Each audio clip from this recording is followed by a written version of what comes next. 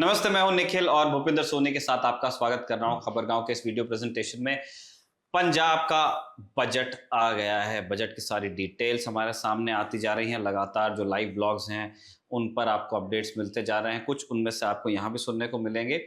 हम इस बात को डिस्कस करने की कोशिश करेंगे कि आम आदमी पार्टी सरकार के जो वादे पंजाब की जनता से रहे उनमें से कितनों को वो अपने इस बजट में अकोमोडेट कर पाए हैं और कितनों को नहीं। उसके बाद हम ये भी डिस्कस करने वाले हैं कि पंजाब की अंदरूनी राजनीति में क्या हो रहा है, क्या खटपट चल रही है और ऐसी खबरों के पीछे वजह क्या है जिनमें कहा जा रहा है कि कुछ गांव ऐसे अब हो गए हैं, कुछ इलाके ऐसे हो गए हैं जहां आम आदमी पार्टी के नेता दिन के उजाले में जा नहीं पा रहे हैं। वो भी पहले बजट डिस्कस कर लेंगे। जी। बजट देखिए ऐसा है कि बजट डिस्कस करने से पहले सबसे स्केरी जो एक आंकड़ा निकल कर आया है जो कि दिया गया है पंजाब के ही फाइनेंस मिनिस्टर की तरफ से कि पंजाब अगले एक साल में पंजाब पे जो कर्जा होगा वो बढ़कर हो जाएगा 4,17,000 करोड़ रुपए। ये एक ऐसी चीज है जो पंजाबियों को भी नहीं पच रही होगी और इवन मैं कह रहा हूं कि पंजाब से बाहर जो हिंदुस्तानी बैठे हैं उनको भी ये क्लैरिटी नहीं हो पा रही यार इतना कर्जा कैसे हो सकता है। तो ये जो पूरा मसला है, ये जो बजट है, जितनी मर्जी घोषणाएं हो जाएं लेकिन एक मुद्दे पर आकर अटक जाता है कि पंजाब का जो कर्जा है वो 4 लाख करोड़ पार कर गया है।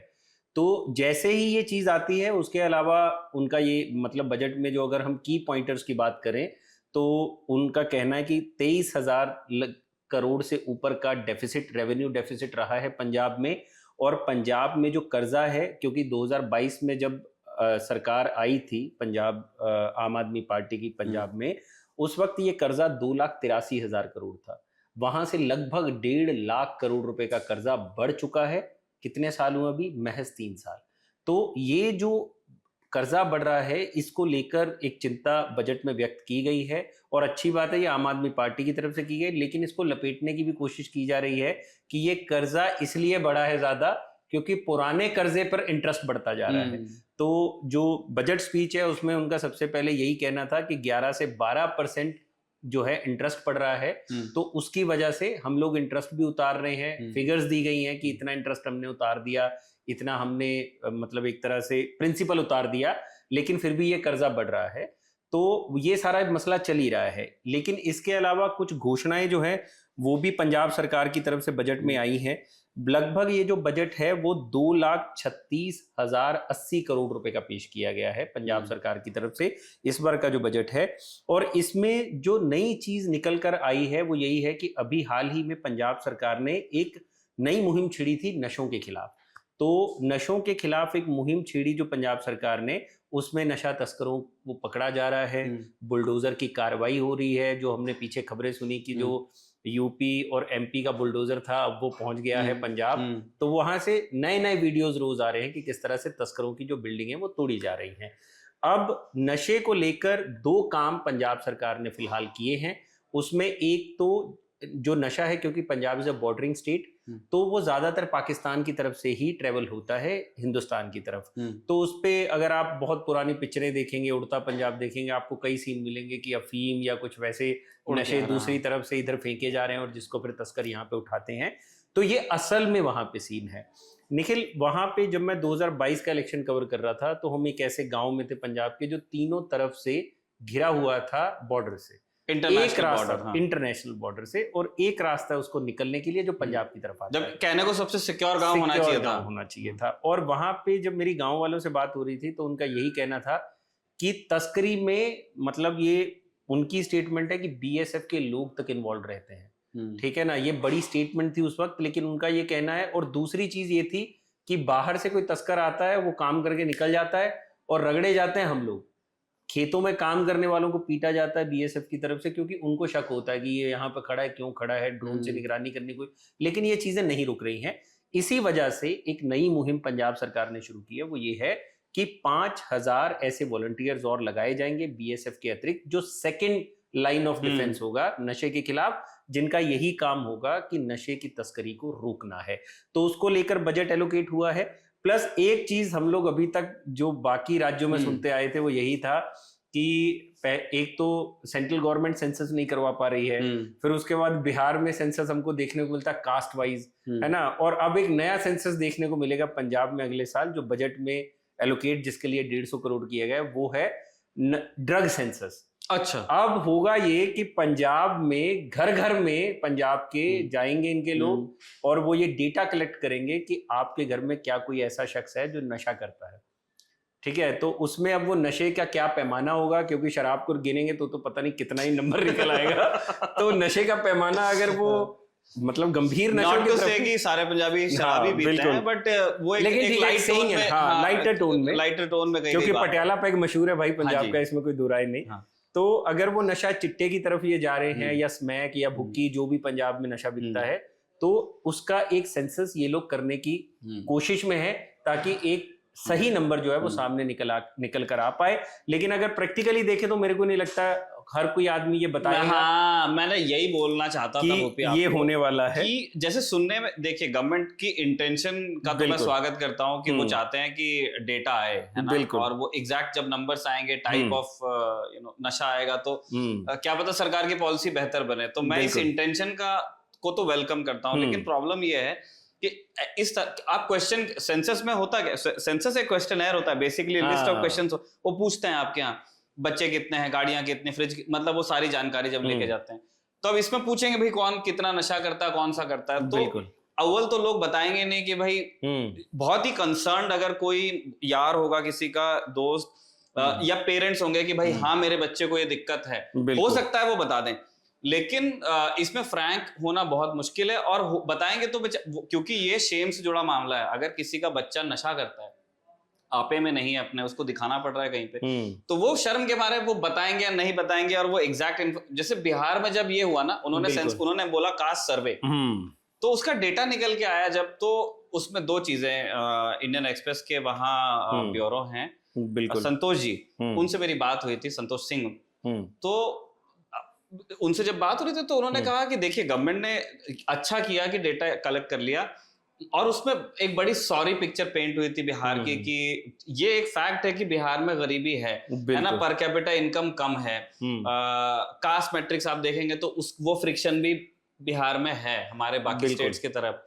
लेकिन उन्होंने कहा कि यार जितनी खराब आर्थिक स्थिति दिख रही है ना, हो सकता है, उन्होंने ये नहीं कहा कि मैं जानता हूं, हो सकता है कि लोगों ने कम बताया हो, क्योंकि लोगों को ये डर लगता है कि अगर मैं बता दूं कि मेरे पास कितनी जमीन है, या मेरे पास कितना पैसा, या गाड़ियां, मेरे बाइक एक है या 3, है ना, या फ्रिज डबल डोर है सिंगल डोर, मतलब ये हम तो लोग छुपाते हैं। तो मेन बात वही है, तो ये तो बहुत बड़ा मैटर है कि नशा, और कहीं ना कहीं वो डर भी लगता है कि यार ये उठा के ना ले जाए, कहीं ना डाल दें, बच्चा मैं किसी तरह से अपना बचा तो लूंगा, झूठ। तो खैर ये सेंसस पे पैसा खर्चा जा रहा है, ये वन ऑफ द थिंग है, नए तरीके का सेंसस है, लेकिन नए तरीके का है। वैसे हम आपको बता दें कि सेंसस से जो जानकारी इकट्ठा की जाती है, हिंदुस्तान का कानून ये कहता है कि सेंसस में इकट्ठा हुई जानकारी को सिर्फ पॉलिसी मेकिंग के लिए यूज किया जा सकता है, लीगल के लिए उसका कोई ऐसा लीगल यूज नहीं किया। जैसे अगर सेंसस में ऐसे कोई इंफॉर्मेशन या कोई पैटर्न निकल के आता है तो वो लॉ एनफोर्समेंट को नहीं दिया जाता बिल्कुल। जो हमारा 10 साल में एक बार होने वाला सेंसस था, तो ताकि, और ये कानून इसलिए बनाया गया था ताकि कोई इस डर से जानकारी ना छुपा ले कि भाई मेरे को कल को कोई उठा के लेके चला जाएगा। तो इसीलिए सेंसस को एक बहुत ही मतलब मजबूत सोर्स ऑफ इंफॉर्मेशन माना जाता है फॉर पॉलिसी मेकिंग, लेकिन हिंदुस्तान में हो नहीं पाया। पंजाब वाले करा रहे हैं नशे का सेंसस, बिल्कुल। और पढ़ाई को लेके बड़ा बातें होती हैं। आम आदमी पार्टी, मतलब उनके प्रोमिसेस में भी था कि हम पंजाब का मॉडल चेंज कर देंगे एजुकेशन का। क्या हुआ एसओई का? इस बार के जो बजट की बात करें तो एजुकेशन के लिए एलोकेशन है 17,975 करोड़ रुपए का।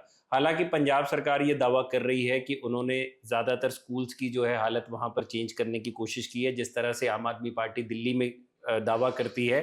तो वहां पे स्कूल ऑफ एमिनेंस बनाने की बात हुई थी, 100 से ऊपर स्कूल ऑफ एमिनेंस बनने थे, और बहुत बड़ा प्रोजेक्ट था। इस पे एडवर्टीजमेंट पंजाब गवर्नमेंट की तरफ से बहुत आती रही हैं। हाल लुधियाना का एक स्कूल है जिसको लेकर बहुत हाइप रही, वहां पे स्कूल ऑफ एमिनेंस बना। अब स्कूल ऑफ एमिनेंस है क्या है, तो इनकी एक ऐसे स्कूल्स बनाने की कोशिश है जहां पर बच्चों को फ्यूचर के लिए तैयार किया जा सके, कि वो अगर आईएएस आईपीएस बनना चाह रहे हैं तो उनको उस तरह की पढ़ाई दी जा सके, उस तरह का माहौल दिया जा सके। लेकिन अगर मैं धरातल पे हम लोग बात करें तो स्कूल्स की संख्या बहुत ज्यादा नहीं हुई है, ऐसे स्कूल्स 1.5 बनाए गए दर्जन हैं के पंजाब आसपास है। सरकार की तरफ से, लेकिन ये संख्या 20, 22, 24 के आसपास है और शायद ये भी ज्यादा बड़ा नंबर है जो हम लोग बता रहे हैं। लेकिन सरकारें हैं, दावा करती रहती हैं कि हमने ये बदल दिया, वो बदल दिया।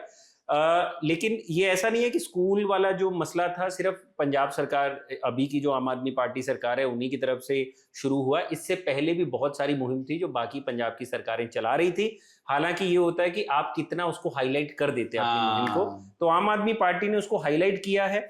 और इस बार के अगर हम बजट में बात करें तो इनका ये कहना है कि लगभग 45 लाख फैमिलीज ऐसी हैं जो various government health insurance programmes में एनरोल्ड हैं, ठीक है ना, यहाँ पे। और दूसरी चीज है कि 16 लाख फैमिलीज ऐसी हैं जिनको मंत्री गवर्नमेंट मच मंत्री सरबत स्नेह बीमा योजना के अंतर्गत जिनको लाया गया है। तो ऐसे कई चीजें हैं जिसमें एक तरह से अब कोशिश कर रही है पंजाब सरकार। हालांकि अगर हम अकाली दल की सरकार की बात करें, बीजेपी अकाली दल की सरकार पहले रही है, तो उसमें भी एक मुख्यमंत्री सेहत योजना कार्ड बनता था तब भी। हालांकि इस बार इन्होंने कोशिश की है कि हम लोग ज्यादा लोगों को कवर कर पाएं। और कहीं ना कहीं अब आम आदमी पार्टी को एक तरह से देखे तो आने वाले 2 सालों की चिंता भी है कि किसी ना किसी तरह से जो पब्लिक है उस पर अपन उनको एक अच्छी गवर्नेंस दे पाए, ताकि 2027 में किसी तरह से उस मसले में काम किया जा सके। एक काम जो और हुआ है बढ़िया, वो ये है कि इस बार 979 करोड़ रुपए स्पोर्ट्स को एनहेंस करने के लिए खर्च किए जा रहे हैं। और ये इतना बड़ा नंबर है, हालांकि सुनने में 979 करोड़ कितना भी लगता हो, जबकि बजट स्पीच की अगर हम बात करें तो उनका ये कहना है कि पिछले 10 साल में जितना सरकारों ने एक्यूमुलेटेड दिया उससे ज्यादा पैसा हमने एक बार में इस साल दिया है, ताकि स्पोर्ट्स को बढ़ावा दिया जा सके। पंजाब में कबड्डी खेली जाती है, ऐसे कई लोकल स्पोर्ट्स है, हॉकी है, फिजिकल फिटनेस को लेकर पंजाब थोड़ा अवेयर रहता है। बिल्कुल, तो बॉक्सिंग के लिए तैयार किया जा रहा है। पंजाब और हरियाणा में बहुत राइवलरी है बॉक्सिंग को लेकर, कबड्डी को लेकर, कुश्ती को लेकर, लेकिन हरियाणा जितनी अच्छी फैसिलिटीज दे पा रहा है अपने एथलीट्स को, वो पंजाब उसमें काफी लैग कर चुका है। हरियाणा ने और काफी टाइम से फोकस किया। आप देखिए नंबर ऑफ एथलीट्स हरियाणा से कितने निकल, हाँ, ये तो देखिए कुछ तो प्राइवेट सेक्टर का, मतलब जो जिंदल ग्रूम कर रहा है, एक ब्रांड मुझे याद आ रहा है, और कई और ब्रांड्स हैं जो हेल्प करते हैं। लेकिन हमको ये समझना पड़ेगा कि हरियाणा में एक वो इकोसिस्टम है, उसमें प्राइवेट पार्टीज हैं जिंदल की तरह, उसमें गवर्नमेंट ऑफ हरियाणा है, चलो यूनियन गवर्नमेंट भी उसमें अपना फोकस है, और वो जब क्या पूरा एक इकोसिस्टम तैयार होता है तब आप देखते हैं कि भाई लगातार फिर वहां से मेडल्स आ रहे हैं। बिल्कुल। तो एक चीज जो और करने की कोशिश की है इन्होंने बजट स्पीच में, 140 करोड़ रुपए एलोकेट किए हैं कि हम 50 किलोमीटर की हाई क्वालिटी रूट्स बनाएंगे लुधियाना, अमृतसर, जालंधर और SAS नगर यानी मोहाली में, ठीक है। तो 50 किलोमीटर, क्योंकि वहां की हालत अगर मैं बताऊं, क्योंकि मैं चंडीगढ़ आता जाता रहता हूं, कभी भी मैंने चंडीगढ़ के रोड्स टूटे नहीं देखे थे, हालांकि वो सेंट्रल गवर्नमेंट के अंदर आता है। और मोहाली में तो खैर वही स्थिति पहले भी थी जो अब है, लेकिन रोड्स कहीं ना कहीं खराब हुए हैं पंजाब की बात करें। और जब ये सरकार रोड्स बनाने की बात कर रही है उसमें, तो एक चीज जो मैं पॉइंट आउट करना चाहता हूँ वो ये है कि होला मोहल्ला अमृतसर में, आनंदपुर साहिब में सबसे बड़ा यानी कि पंजाब का एक ऐसा त्योहार है जो मनाया जाता है। और विडंबना देखिए कि होला मोहल्ला के लिए जब आप नूरपुर बेदी की तरफ से आते हैं, एक शहर है बड़ा, उसकी तरफ से अगर आप आनंदपुर साहिब की तरफ आते हैं तो जो जितनी भी बेल्ट है पंजाब की उस साइड की, दोआबा साइड की, वो सारी उधर से ही होकर आनंदपुर साहिब पहुंचती है। तो लगभग 15-20 किलोमीटर का रोड था जो पंजाब सरकार नहीं बनवा पाई। और उस रोड की इतनी बुरी हालत थी कि वहां के जो लोकल संत थे, जो सिख संत थे, उन लोगों ने पैसा इकट्ठा करके उस सड़क को बनवाया। सोचिए, एक सड़क जो स्टेट गवर्नमेंट की है उस सड़क को बनवा रहे हैं प्राइवेट ऑर्गेनाइजेशंस, और वो भी चंदा इकट्ठा करके। तो पंजाब में ये हालात है। और अगर हम एक और बात करें तो पंजाब की जो हिमाचल के साथ लगती है, आनंदपुर साहिब के पास की बेल्ट है, उसमें एक बड़ा शहर पड़ता है भाखड़ा नंगल। भाखड़ा नंगल के पास से अगर आप नूरपुर बेदी के लिए जाएंगे तो एक और स्टेट हाईवे निकलता है, वहां पे एक पुल पड़ता है, एक गांव है वहां पर, मेरे को नाम उसका भूल रहा है, और वो पुल पिछले लगभग 2 साल से बंद है स्टेट हाईवे का। क्यों बंद है? क्योंकि वहां पे सैंड माइनिंग इतनी हुई कि पुल के नीचे की सारी मिट्टी खोद दी गई है। उसकी कुछ फोटोज होंगी तो मैं जरूर दिखाऊंगा इस वीडियो में। और पब्लिक वहां पे इतनी परेशान है, और वो पुल की रिपेयर करने का पैसा नहीं है, सोचिए। और वहां से नीचे उतरकर एक कच्चा रास्ता बना दिया गया है, और वो 1-1.5 किलोमीटर अब वो पूरा, मतलब एक तरह से वो खड कहते हैं उसको पंजाबी में, जहां से पानी निकलता है, पत्थर बजरी होती है, वहां का एक रास्ता बनाया गया ताकि ये निकल पाए। तो फिलहाल पंजाब में जो इंफ्रास्ट्रक्चर की हालत है वो बहुत ज्यादा अच्छी नहीं है, और ये जितना भी सैंड माइनिंग की जिसकी हम बात करते हैं या जो भी ये माइनिंग का मुद्दा है जिसको हर इलेक्शन में उछाला जाता है, आम आदमी पार्टी ये कहकर आई थी कि हम इस पे लगाम लगाएंगे, लेकिन वो मुद्दा जस का तस बना हुआ है और वहां पे आज भी वैसे ही सैंड माइनिंग हो रही है। तो जो वादे हैं निखिल वो बहुत किए गए हैं, इंडस्ट्री को लेकर बहुत है और अच्छा होगा अगर हो जाए, लेकिन फ्रीबीज एक बड़ा मुद्दा रहा है पंजाब में, जो आम आदमी पार्टी का एक अपना इलेक्शन को जीतने का एक तरीका भी कह सकते हैं या गवर्नेंस करने का एक तरीका है कि हम फ्री में चीजें बांटेंगे। लेकिन इलेक्ट्रिसिटी जब से ये लोग फ्री दे रहे हैं पंजाब में, सोचिए आपके ऊपर कर्जा जो है वो 1.5 लाख करोड़ बढ़ चुका है, लेकिन ये जो वोट बैंक की राजनीति है उसके चक्कर में कहीं ना कहीं पंजाब का जो एक्सचेकर है उसका काफी नुकसान हो रहा है। और एक चीज जो और है वो ये है कि अब पंजाब के पास इनकम के साधन बहुत ज्यादा नहीं है। हाँ ठीक है ना, तो इनकम के साधन ना होने की वजह से जो हिमाचल और पंजाब और चंडीगढ़ के आप पेट्रोल डीजल के रेट देखोगे तो लगभग 6-7 रुपए पर लीटर का फर्क है। ठीक है, तो अगर चंडीगढ़ और पंजाब का अगर आप देखेंगे और हिमाचल के साथ 4 रुपए का, तो कहां से वो पैसा आ रहा है?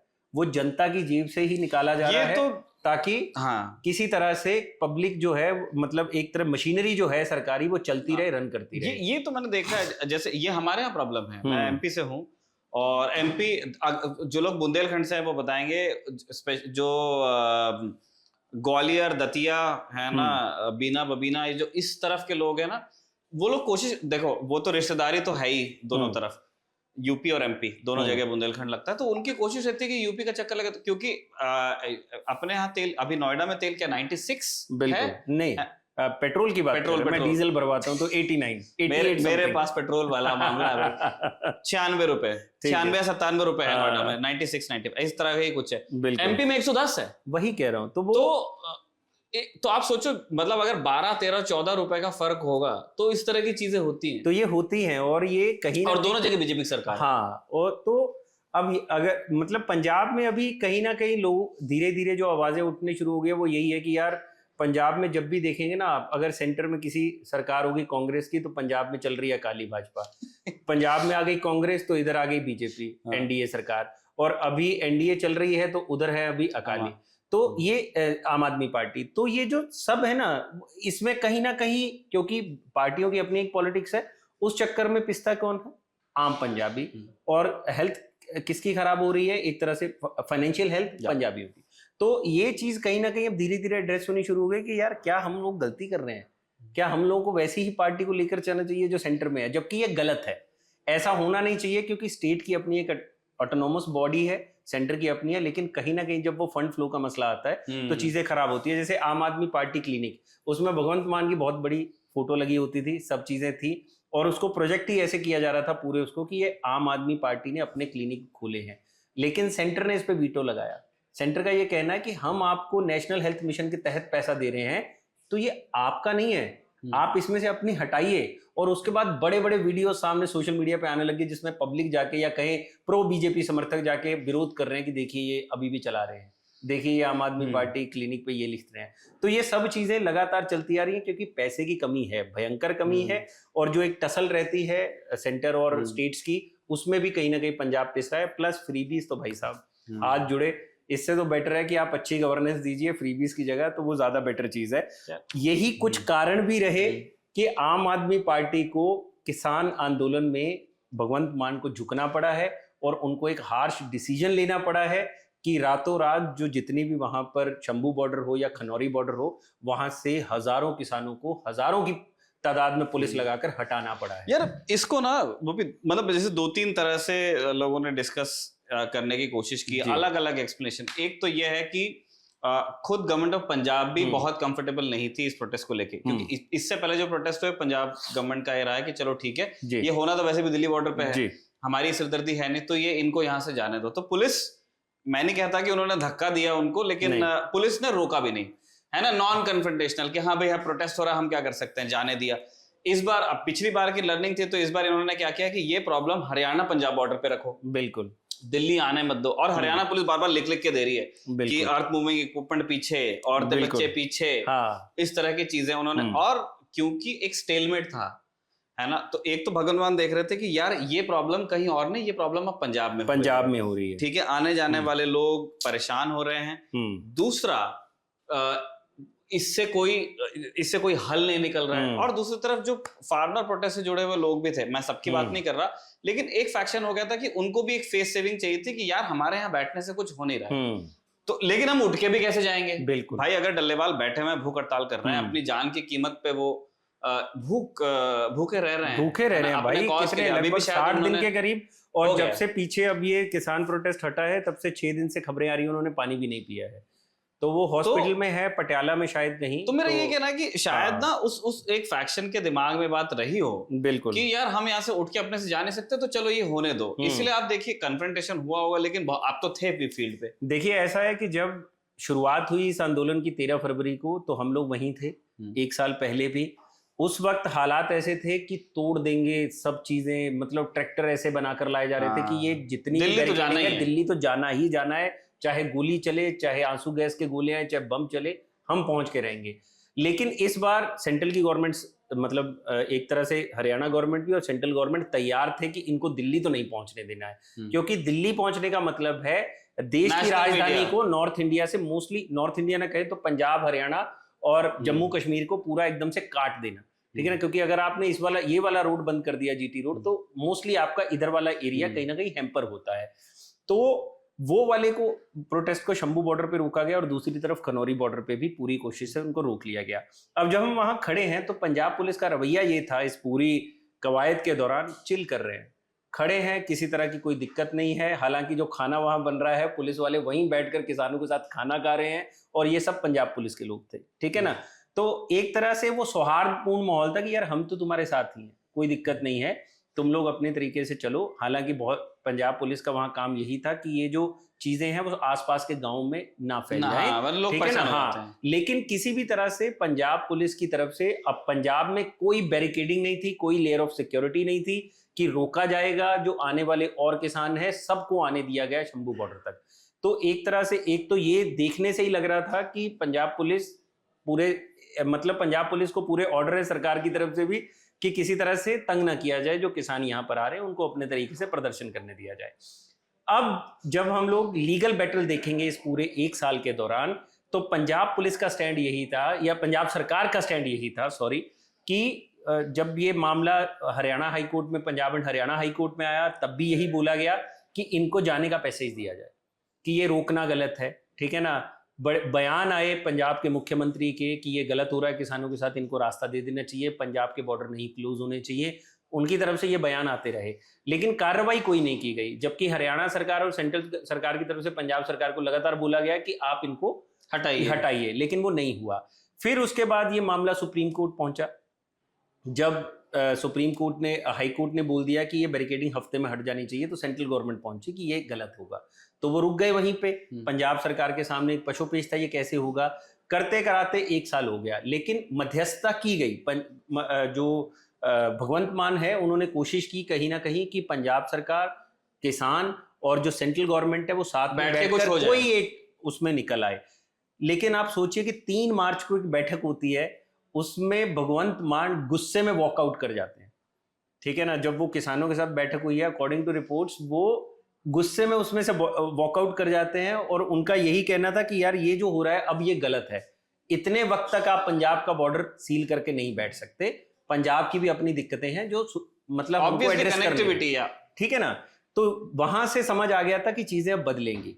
अब आती है 19-20 मार्च की तारीख, 19 मार्च का दिन, जब वो आखिरी मीटिंग शिवराज सिंह चौहान के साथ डल्लेवाल और सरवंत सिंह पंधेर की होती है, प्लस उसमें पंजाब सरकार भी इंक्लूड थी। ये आखिरी मीटिंग थी जिस दौरान कोई मसला हल नहीं हुआ। मसला हल ना होने के बाद पंजाब सरकार की तैयारी पिछले 2-3 दिन से चल रही थी। उन्होंने सबसे पहले जो किसान नेता थे उनको एक तरह से अरेस्ट किया, और बाकी जो भी नेता आ रखे थे उनको किया। अब इसमें क्या किया गया कि जब नेता नहीं होगा तो जो भीड़ है उसके पास दिमाग चलाती है, स्कैटर्ड है भीड़, उसको समझ ही नहीं आ रहा है। इसमें एक चीज मैं ऐड करना चाह रहा हूं कि मैंने इस प्रोटेस्ट को डे 1 पे भी कवर किया, फिर मैं 2 महीने बाद भी गया, क्योंकि मैं पंजाब का रहने वाला हूं। तो मैं जब भी दिल्ली से पंजाब जाता था तो एक चक्कर मैं जरूर मारता था प्रोटेस्ट का। तो मेरी फाइंडिंग ये थी कि वहां पर सिर्फ बुजुर्ग किसान थे, ठीक है ना, जो किसान खेती बाड़ी नहीं कर पा रहे हैं, तो उनका क्या था, एक तरह से उन्होंने एक बांट रखा था कि किसान इस गांव से आएंगे, रुकेंगे 2 महीना, फिर नए किसान आएंगे, वहां से आएंगे, रुकेंगे, ताकि मोर्चा जो है वो चलता रहे। तो वहां पे कन्फ्रंटेशन का कोई मसला ही नहीं था, क्योंकि मोस्टली 90% किसान वहां पर 70 से प्लस थे। ठीक है, महिलाएं तो थी ही नहीं। तो पुलिस ने 1000-1500, हम रात को पहुंचे हैं वहां 19 मार्च की रात को, सुबह 4 बजे हम लोग वहां थे 19-20 मार्च को। वहां पर कोई मीडिया नहीं था जब हम वहां पे मौजूद थे, मैं और मेरा जो दोस्त है जेरी। ठीक है, तो हम लोग वहां जब पहुंचे तो वहां पुलिस जो है सिर्फ एक जवान खड़ा है और वो ये देख रहा है कि जेसीबी तोड़ रही है, टक टक टक टक चल रही है कि ये रास्ता खोला जाएगा, और वो हरियाणा का था। पंजाब के जितने भी जवान थे वो मोस्टली वहां नहीं थे, इधर उधर होंगे। और नीचे वज्र गाड़ियां खड़ी हुई थी लगभग 10, जिसमें जवान बैठे थे कि अगर कुछ होता है। तो और जब हम लोग वहां पहुंचे जहां पर 13 फरवरी 2024 को लगभग 20-30 हजार से भी 40,000 लोग थे जिस दिन डे 1 पे, और उसके बाद लगभग 1000 या 500,000 किसान हर टाइम थे, वहां पे एक भी किसान नहीं था। लगभग 600 से 700 ट्रॉलीज वहां खड़ी हुई थी, एसी पड़ा है, हम लोगों ने देखा खाने की बाल्टियां लगी हुई हैं जिसमें खाना पड़ा हुआ है और वो ठंडा हो चुका है, यानी कि खाने की तैयारी चल रही होगी और पुलिस उठा के ले अचानक। तो हम वो एक तरह से घोस्ट टाउन बना हुआ था, कोई नहीं दूर दूर तक, और सिर्फ एक वो जवान जो वहां पे क्लियर करवा रहा था रास्ता। हम सुबह तक वहां रुके, कुछ किसान वापस आए, फिर हमने उनसे बातचीत की। तो सबका यही कहना था उस दौरान कि यार ये धोखा हो गया, क्योंकि वो सपने में भी नहीं ये सोच रहे थे कि पंजाब सरकार उन पे एक्शन लेगी। उनको ये था कि यार ये तो हमारा टर्फ है, इससे पीछे से कुछ नहीं होगा, जो होगा आगे से होगा। तो ये पूरी जब कहानी चलती है, उस दौरान हमारी बातचीत होती है एक बुजुर्ग से, तो जब हम उनसे पूछते हैं कि पंजाब सरकार को लेकर उनका क्या स्टैंड है, तो पंजाबी में उनकी बाइट है जो अभी आप सुनेंगे। ਵੇਖੋ ਜੀ, ਇਹ ਜੋ ਵੀ ਸਰਕਾਰ ਨੇ ਹਰਕਤ ਕੀਤੀ ਇਹ ਬਹੁਤ ਮਾੜੀ ਆ। ਇਹ ਇਹਨੂੰ ਚਾਹੀਦਾ ਨਹੀਂ ਸੀ। ਇੱਕ ਬੰਨੇ ਮੀਟਿੰਗ ਬੁਲਾ ਕੇ ਦੂਜੇ ਬੰਨੇ ਜਿਹੜੀ ਭੰਨ ਤੋੜ ਆ ਉਹ ਵੀ ਰਾਤ ਦੇ ਸਮੇਂ। ਠੀਕ ਆ, ਜੋ ਸਮਾਨ ਕਿਸਾਨਾਂ ਦੀਆਂ ਬਹੁਤ ਟਰਾਲੀਆਂ ਜਿਹੜੀਆਂ ਕੋਈ ਪਤਾ ਨਹੀਂ ਕਿੱਧਰ ਨੂੰ ਕੋਈ ਲੈ ਗਿਆ, ਕਿੱਧਰ ਨੂੰ ਕੋਈ ਨਹੀਂ ਲੈ ਗਿਆ। ਅੱਜ ਟਰਾਲਾ ਬਣਾਉਣ ਜਾਈਏ ਤੇ 4-4 5-5 ਲੱਖ ਦਾ ਟਰਾਲਾ ਬਣਦਾ। ਠੀਕ ਆ ਕਿ ਨਹੀਂ ਗੱਲ? ਪਰ ਇਹ ਸਮਾਂ ਆਉਣ ਤੇ ਭਗਵੰਤ ਮਾਨ ਨੂੰ ਪਤਾ ਲੱਗ ਜਾਏਗਾ ਵੀ ਇਹ ਜਿਹੜਾ ਧੱਕਾ ਆ ਕਿਸਾਨਾਂ ਦੇ ਨਾਲ ਕਿਸ ਤਰ੍ਹਾਂ ਕਰੀਦਾ। ਜਿੰਨੇ ਵੀ ਇਹਦੇ MLA ਆ, ਜਿੰਨਿਆਂ ਵੀ ਪਿੰਡਾਂ ਦੇ ਵਿੱਚ ਵੜਨਗੇ, ਪੂਰੀ ਰੀਝ ਨਾਲ ਛਿੱਤਰ ਫਿਰੂਗਾ ਜੀ। ਭਗਵੰਤ ਮਾਨ ਤੇ ਬਾਜੂਗਾ, ਠੀਕ ਆ, ਪਰ ਇਸ ਏਰੀਏ ਦੇ ਜਿੰਨੇ ਵੀ ਸਾਡੇ ਪਿੰਡਾਂ ਨੂੰ ਲੱਗਦੇ ਆ MLA ਆ, ਪਰ ਉਹਨਾਂ ਦੀ ਜਿਹੜੀ ਆ ਉਹ ਸ਼ਾਮਤ ਬਹੁਤ ਬੁਰੀ ਹੋਊਗੀ। ਇਹ ਆਉਣ ਵਾਲੇ ਸਮੇਂ ਦੇ ਵਿੱਚ ਇਹਦੀਆਂ ਜਿਸ ਤਰ੍ਹਾਂ ਕਾਲੀਆਂ ਦੀ ਸਰਕਾਰ ਦਾ ਲੋਕਾਂ ਨੇ ਬੀਜ ਨਾਸ ਕਰਤਾ ਨਾ, ਇਸ ਤਰ੍ਹਾਂ ਭਗਵੰਤ ਮਾਨ ਦਾ ਵੀ ਕਰ ਦੇਣਗੇ।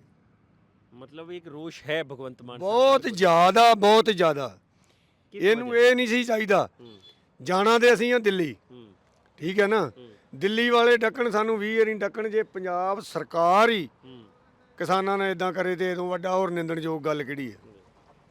मतलब आपका ये मानना है कि पंजाब सरकार को आपका साथ देना चाहिए था? देना चाहिए था। तो ये बाइट आपने सुनी, तो जिसमें वो पंजाबी में बोल रहा है कि भगवंत मान आएंगे छित्तर पड़ेंगे अगर आम आदमी पार्टी के, छित्तर यानी जूते, मतलब वो इस लेवल पे ब्रॉल था।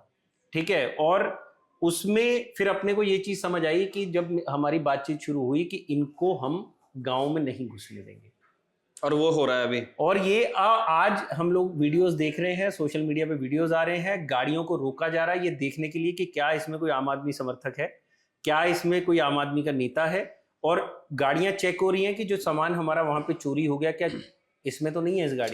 ठीक है ना। तो ऐसे मतलब जो किसान है उनका ये कहना था कि हम लोग यहाँ से निकले हैं, गुरुद्वारों में रात काटी है, इधर उधर गाँव के में जाके हम लोगों ने, तब जाके हम लोग घर पहुंचे। हाँ, मतलब यहाँ दोबारा आ पाए हैं अपना सामान इकट्ठा करने के लिए, नहीं तो पुलिस ले गई मोस्टली लोगों को। हालांकि कुछ किसानों का ये भी कहना था कि हमारे सामान को हाथ नहीं लगाया गया, सामान, पुलिस ने हमसे बदतमीजी नहीं की, पुलिस ने हमको ये बोला कि जिसको जाना है चले जाओ, जो अड़ेगा उसको हम ले जाएंगे। तो ये हुआ भी। अब धीरे धीरे गिरफ्तारियां जब ये हो रखी थी तो 800 किसानों को पहले छोड़ा गया है, 450 किसानों की खबर आ जा रही है जो पुलिस ने छोड़ दी है अपनी तरफ से बिना कोई केस दर्ज किए। लेकिन जब हम लोग दिन में वहां पर पूरा एरिया स्कैन कर रहे थे तो पुलिस कुछ ट्रॉलीज लेकर गई है, वहां से हटाने की कोशिश थी। वहां से कुछ ही दूरी पर अगर हम शंभू बॉर्डर पे जो चौकी है, पुलिस थाना है, उससे अगर 4-5 किलोमीटर आगे जाएंगे तो एक थाना और पड़ता है लुधियाना की तरफ ही। वहां पे भी लगभग 30-40 ट्रॉलीज खड़ी कर रखी थी पुलिस ने, और कुछ किसान हमको चलते हुए मिले जो यही बात कर रहे थे कि हमको हमारी ट्रॉली ही नहीं मिल रही है। ठीक है ना। तो ऐसी बड़ी चीजें हमने देखी जो एकदम से हुई और उस चीज को लेकर नाराजगी थी। और अब जो वीडियोस आ रहे हैं वो वैसे ही हैं जैसे 2022 के इलेक्शन में बीजेपी के नेताओं को किसान नहीं घुसने देते थे गांव में, उसी तरह से अब आने वाले वक्त में ये आम आदमी पार्टी के नेताओं को भी झेलना पड़ेगा। लेकिन सवाल सबसे बड़ा ये है कि भगवंत मान को झुकना क्यों पड़ा, ये सबसे बड़ा सवाल है। क्योंकि भगवंत, जो पंजाब की अगर हम बात करें तो फ्रीबीज क्यों दिए जाते हैं? फ्रीबीज दिए जाते हैं वोट बैंक के लिए, ठीक है, जबकि आपके सर पे कर्जा है। इसी तरह से किसानों का एक वोट बैंक है। लगभग 17.5 लाख किसान पंजाब में खेती करते हैं, ठीक है, और 117 विधानसभा सीटें हैं जिसमें से 93 सीटें ऐसी है जहां पर किसान नंबर्स में चुनाव को प्रभावित करते हैं। और अगर हम अमृतसर लुधियाना की तरफ की बेल्ट देखेंगे तो वहां पे तो ज्यादातर आपको ऐसा मिलेगा कि किसान जो है वो प्रभावित करते हैं बड़े तरीके से सीट्स को। लेकिन फिर भी इन पे एक्शन लिया गया। उसका सबसे बड़ा कारण ये है कि पंजाब पे कर्जा बढ़ता जा रहा है। इन्वेस्ट पंजाब एक मुहिम चलाई गई पंजाब सरकार की तरफ से, कंपनियों के साथ एमओयू साइन हुए, लेकिन कंपनियां आने को तैयार नहीं है क्योंकि पंजाब का रास्ता गाहे बगाहे ब्लॉक रहता है। और एक एक साल रास्ते ब्लॉक रहेंगे तो माल कैसे आएगा? तो कंपनियां जिनको करोड़ों की इन्वेस्टमेंट, अरबों की इन्वेस्टमेंट करनी है, तो उनके लिए एक सिक्योर, राइट, मतलब एक स्पेस, कनेक्टिविटी वो चाहते थे। ये सबसे बड़ा कारण था। दूसरा कारण राजनीति की है, क्योंकि जो लुधियाना की एक सीट है उस पर चुनाव होने हैं अभी दोबारा से, और वहां पर जब अरविंद केजरीवाल अभी गए थे कैंपेनिंग के लिए भगवंत मान के साथ, तो लुधियाना क्योंकि इज द आप कह सकते हैं बिजनेस कैपिटल है ना of India, not even Punjab, ठीक है ना। लुधियाना में बहुत इंडस्ट्री है और व्यापारियों ने सबने एक सुर में शिकायत दर्ज कराई उनके पास कि भाई आपको इनको हटाना पड़ेगा, नहीं तो दिक्कत होगी। और यही चीज सिर्फ व्यापारियों की नहीं थी। शंभू बॉर्डर पे जब हम सुबह खड़े थे तो एक सरदार जी वहां पर आते हैं, किसान खड़े हुए हैं और वो लोकल थे, किसान थे। उनका ये कहना था कि यार 1 महीना चल सकता है, 2 महीने चल सकते हैं, ये साल 1.5 साल बैठे रहते हैं यहाँ पे। उस वजह से उनके गांव और आसपास के गांव के लगभग 25 लोग सिर्फ इसलिए मारे गए क्योंकि उनको इलाज नहीं मिला। वो गांव के लिए सबसे पास पड़ता है अंबाला, और वो अंबाला नहीं जा नहीं सकता। उनका आड़ती अंबाला में, उनका खाना अंबाला में, उनकी दुकानें अंबाला में, और सोचिए उन 25-30 गांव की क्या स्थिति होगी। और इवन राजपुरा जैसे शहर की, जो एक बड़ा शहर है, वहां पर जो जितने भी खेती किसानी के जो आप औजार देखते हैं वो ज्यादातर वहां बनाए जाते हैं। तो वहां के लिए भी मटेरियल लाना, सब चीजें करना बहुत टफ था। तो ये पूरा मसला था जो पंजाब सरकार को समझ आ रहा था कि अब अति हो चुकी है। लेकिन इसका जो इम्पैक्ट है, उसका जो फायदा होगा वो होने वाला है कांग्रेस को। अब ये आने वाला वक्त जो 2 साल बाद चुनाव होंगे, क्योंकि बीजेपी से ऑलरेडी नाराजगी है, अकाली दल अपनी तरफ से दोबारा उठ नहीं पा रहा है, और इकलौती एक पार्टी है जो इस टाइम आम आदमी पार्टी को पंजाब में घेर पा रही है, वो है कांग्रेस। अकाली दल ने आज अपनी तरफ से एक प्रेस नोट जारी किया है, एक मतलब अपील जारी की अपने वर्करों को, क्योंकि 24 तारीख को, 20 मार्च को ये जब किसानों को उठाया गया, उसके बाद 24 मार्च को पंजाब में मोहाली शहर पड़ता है, एसएस नगर बोला जाता है, वहां पे अम्ब साहिब गुरुद्वारा है, वहां पे किसान जत्थेबंदियां इकट्ठी हुई। उन्होंने नाराजगी दर्ज की कि ये जो कार्रवाई पूरी पंजाब पुलिस की तरफ से की गई है। और 27 मार्च को तारीख रखी गई जिस दिन जो किसान समर्थक लोग हैं उनको बुलाया गया। गुरुद्वारा है एक वहीं पे, नथाना साहिब, शायद अगर मेरा नाम गलत हो आप बताइएगा। तो नथाना साहिब गुरुद्वारा है वहां पे, जहां शंभू बॉर्डर है उसके पास ही, और वहां पे उनको इकट्ठा होने के लिए बोला गया कि सद्भावना के तौर पर आप इकट्ठा होइए, हम लोग डिस्कस करेंगे आगे कैसे होगा। पुलिस ने वहां पे बैरिकेडिंग कर दी है। पुलिस वहां पे 100-200 की तादाद में पुलिस वहां पर पहुंची हुई है, और जो भी वहां आ रहा है, चाहे वो महिला है चाहे वो पुरुष है, उनको गिरफ्तार किया जा रहा है। सोशल मीडिया पर उसके भी वीडियो वायरल हो रहे हैं। तो ये कार्रवाई चल ही रही है अभी, और ऐसे में कांग्रेस घेरने पे पूरी तरह से उतारू बैठी है। इसी कार्रवाई के चक्कर में अकाली दल अब अपनी तरफ से कोशिश कर रहा है कि हम पिक्चर में आ जाएं, क्योंकि ज्यादातर जो सिख वोट है उनसे नाराज चल रहा है। और उनकी अपील अगर आप पढ़ेंगे, गुरुमुखी में है, उसका अगर तर्जुमा मैं बता दूं तो यही है। उसमें ये लिखा गया है कि हमारे चाहे वो हिमाचल का विवाद हो, मणिकरण गुरुद्वारा हो, या हमारे हिमाचल में गुरुद्वारे हो या पंजाब में, सब पे हम लोगों पे हमला हो रहा है। मतलब वो सिक्योर नहीं है, ठीक है ना, क्योंकि यहाँ भी पुलिस लगा दी गई। और उसके बाद लिखा ये जा रहा है कि पंजाब की होंद को बचाना है, पंजाब को बचाना है, तो जितने भी लोग हैं वो अकाली दल को ज्वाइन करें, अकाली दल के साथ आगे बढ़े, नाराजगी को हटाएं। ये जो नाराजगी पिछली चली आ रही है, इससे हमारे पंथ का नुकसान हो रहा है और हमें आप अपना समर्थन दीजिए तो हम आगे बढ़ेंगे।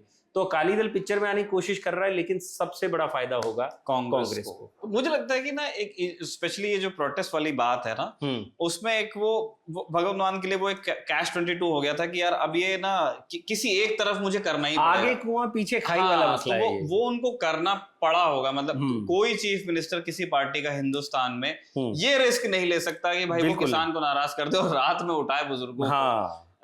तो वो एक डिफिकल्ट चॉइस रही होगी। मतलब सब वो उनका दुख ही यही है। हम ग्राउंड पे खड़े हैं, उनको ये दुख ही नहीं है मेरी ट्रॉली कहाँ है, ये कहाँ है, वो कहाँ है, सामान कहाँ है, हमारे प्रोटेस्ट का कोई दुख नहीं है सिवाय इसके कि यार भगवंत मान ने हम पे एक्शन लिया। क्योंकि 2022 में यही लोग थे जो किसानों के समर्थन में खड़े होकर वोट मांग रहे थे। तो कहीं ना कहीं, लेकिन अगर मैं पंजाब से बाहर बैठे शख्स की तरह देखूं तो ये बहुत अच्छा डिसीजन था। किसी भी संस्था को ये बिल्कुल इजाजत नहीं होनी चाहिए कि वो नेशनल हाईवेज को रोक के रखे। अच्छा, एक निखिल हम लोग मुद्दा और डिस्कस करना भूल गए जिसका नुकसान पंजाब को हुआ और प्रोटेस्ट हटा। भारतमाला रोड एक प्रोजेक्ट है NHAI का, जिससे मतलब कैपिटल को, नेशनल कैपिटल को पूरे हिंदुस्तान के हर बॉर्डर से जोड़ा जा रहा है। इसमें एक रोड बन रहा था जम्मू कश्मीर तक, ठीक है ना, और जब वो रोड अंबाला पहुंचता तो वहां से 400 किलोमीटर का एक 6 लेन स्ट्रेच निकलता अमृतसर बॉर्डर के लिए। और वो जाता कहां से? शंभू बॉर्डर। एक ही रास्ता है, वही रास्ता है जो लुधियाना से अमृतसर की तरफ जा रहा है। और उस रास्ते को रिपीटेड इतने बार NHAI की तरफ से पंजाब सरकार के सामने ये मुद्दा उठाया गया कि ये रास्ता क्लियर करिए ताकि हम यहाँ रोड बना सकें, वो नहीं हो पाया। तो भारतमाला प्रोजेक्ट का वो जो स्ट्रेच है 400 किलोमीटर का, उसको हटा दिया गया। कॉल बैक हो गया कि हम नहीं बना रहे हैं इसको, अब सीधा बनेगा सिर्फ एक जम्मू कश्मीर के लिए। तो उसका नुकसान किसको हुआ? लुधियाना की इंडस्ट्री को, जालंधर की इंडस्ट्री को, अमृतसर को, और एज अ बॉर्डरिंग स्टेट आपकी सिक्योरिटी हैम्पर होती है उससे। तो बहुत मुद्दे थे जिस वजह से एक लेवल वो आया जब भगवंत मान को वो हार्श डिसीजन लेना पड़ा कि भाई इससे ऊपर हो गया। अब या तो जीतेंगे या हारेंगे वो भगवान जानता है या किसान जानता है, ठीक है ना। लेकिन मेन बात यह है कि अब इसके बाद as a head of state आपके पास कोई चारा बचा नहीं था लोगों को उठाने के अलावा। तो ये थी पंजाब में जो कुछ हो रहा है उस चीज़ को लेकर के हमारा वीडियो प्रेजेंटेशन। भूपी ने अपने एक्सपीरियंस से काफ़ी कुछ आपको शेयर किया ही। आप इसमें क्या ऐड करना चाहते हैं आप कमेंट बॉक्स में लिख के ज़रूर बताइएगा। ऐसे और प्रेजेंटेशंस में हमारी मुलाकात होते रहे, उसके लिए क्या ज़रूरी है कि आप हमें लाइक करें, शेयर करें हमारे वीडियोस को, आपके दोस्तों तक के पहुँचें तो वो हमारे भी दोस्त बने। और अगर आपने अभी तक हमें सब्सक्राइब नहीं किया है तो प्लीज़ हमें सब्सक्राइब भी कीजिए। नमस्ते, शुक्रिया।